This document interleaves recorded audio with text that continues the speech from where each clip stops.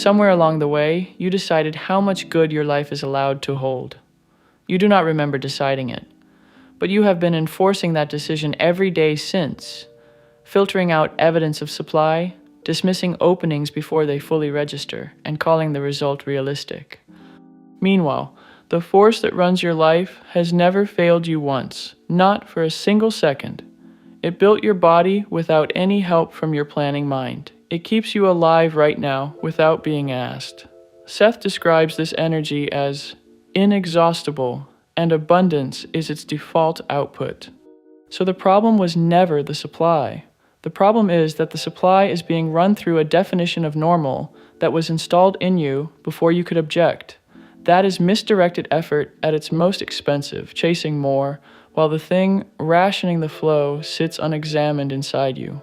We are going to find it here. You have stopped forcing.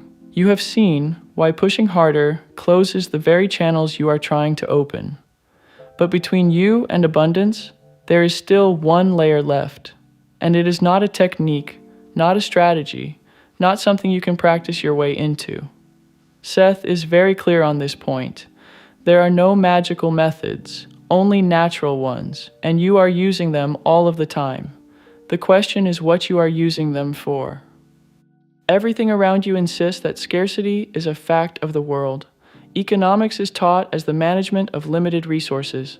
Success is framed as a competition because supply is supposedly fixed and someone else wants your share. That picture feels like observation. It is not. Seth's claim, repeated across his material with unusual consistency, is that abundance is the natural state of the universe at every level. And that scarcity is not a condition you were born into, but a definition you were handed, a definition of what is normal. And that definition, not the supply, decides what actually reaches your life. On the wall of almost every home hangs a small device that makes one decision all day long without ever asking you. The thermostat does not create heat. The furnace does that, and the furnace could run far longer than it is ever allowed to. The thermostat decides how much heat is permitted. The moment the room crosses the number on the dial, it cuts the supply, quietly, automatically, and with complete conviction that it is doing its job. You carry a setting like that too. It is not tuned to temperature. It is tuned to how much good feels normal. And the moment your life warms past it, something in you registers an error and quietly pulls you back to baseline. It happens the moment things go too well. Unexpected money arrives, an opportunity feels almost too easy. A stretch opens where everything flows. The supply did not fail, the setting held. To see how that setting got there, you first have to see the furnace. Seth is unambiguous about the source. The energy that forms you comes from the core of being itself, and he calls it a source of never-ending vitality. You are not producing your own life the way an engine burns fuel. You are receiving existence moment by moment from something that does not know how to run out. In his words, you are here learning to handle inexhaustible energy. The joy of creativity, he says, flows through you as effortlessly as your breath.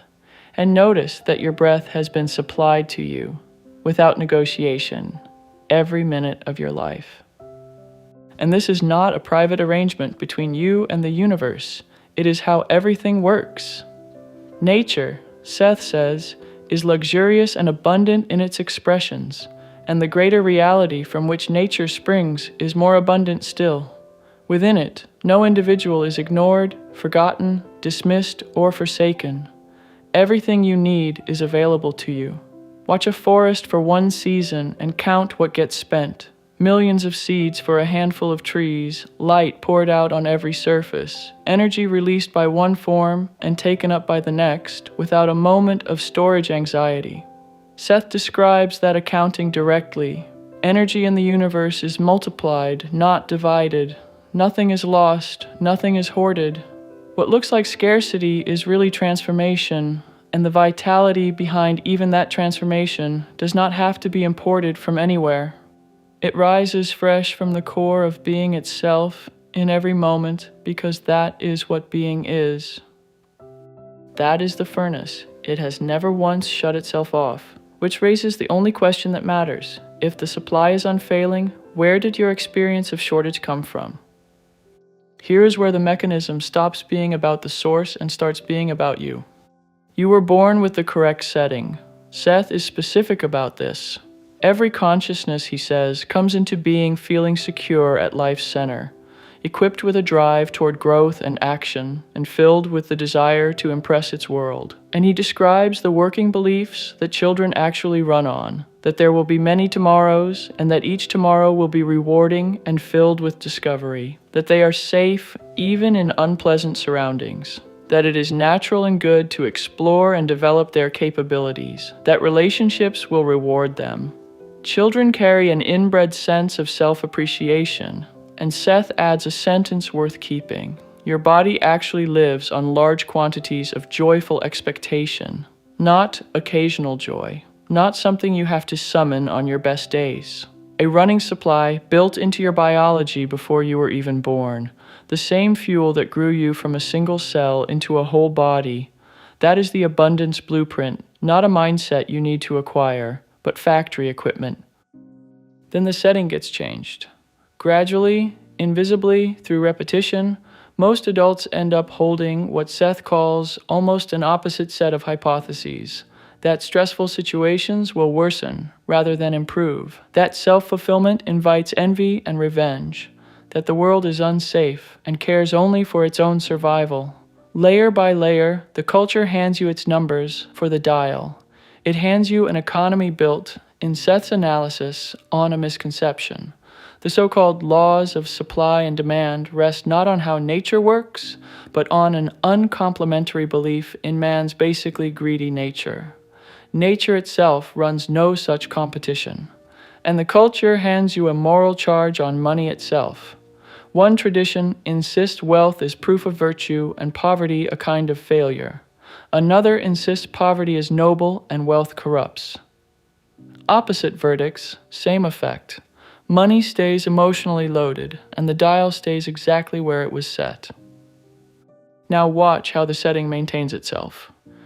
Seth makes an observation about your intellect that should unsettle you a little. The intellect, he says, is a cultural artifact, and like statistics, your reasoning can be used to reach almost any conclusion, because it admits only the evidence that agrees with its premises and rejects the rest.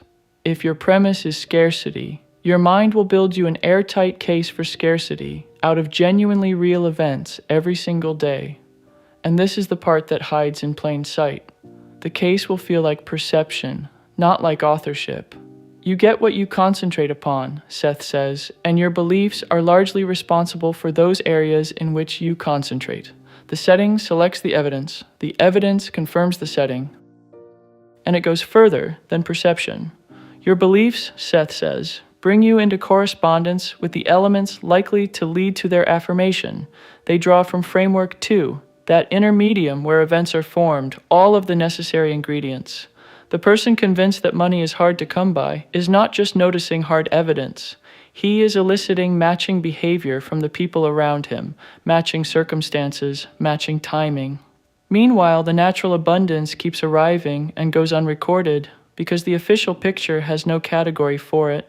The help that shows up unrequested, the problem that resolves before it lands, the body quietly repairing itself every night. Seth says the natural person now lies buried beneath layers and layers of official beliefs, so that finding it is an archaeology of beliefs. What you are digging for is your own original setting. Seth has a phrase for this. Desire is action. In the inner medium, your desire does not wait to be fulfilled. It instantly forms its own pattern, and that pattern comes first. The physical version follows on its own schedule.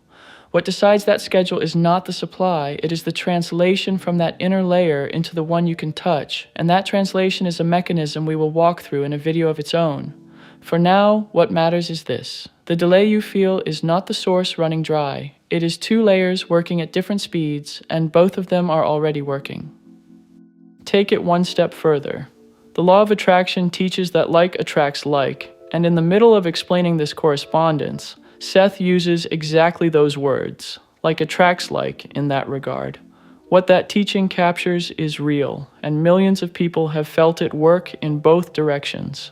What Seth supplies is the location of the control. The correspondence is not driven by how intensely you want something.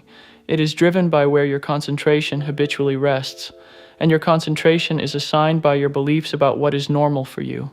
You can desire wealth loudly at the level of intention, while your definition of normal quietly concentrates on shortage. And the definition, not the desire, is what your reality corresponds to. That is the mechanism behind what you already felt to be true. Raising the setting matters more than raising the volume. And Seth demonstrated how that same evidence-collecting habit can be redirected in real time.